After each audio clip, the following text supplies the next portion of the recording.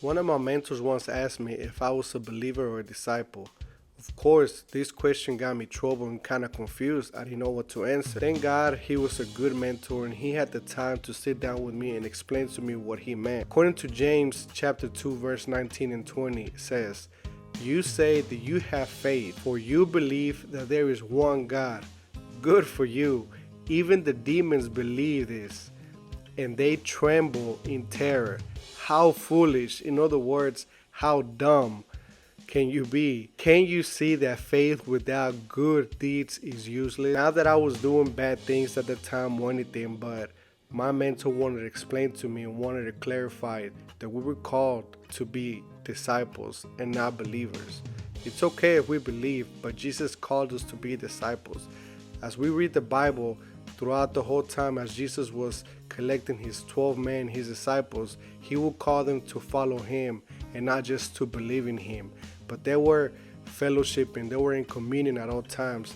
They knew what the direction. At first, yes, they had trouble, they had doubt.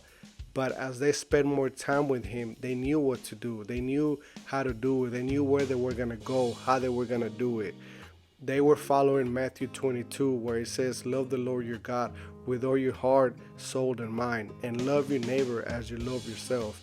Just because we're posting stuff on Instagram, on Facebook, all over social media, that we love God, that we have faith, as James says, don't be fooled. Don't be, in other words, dumb about it. Just because you're doing these things doesn't mean you're a disciple.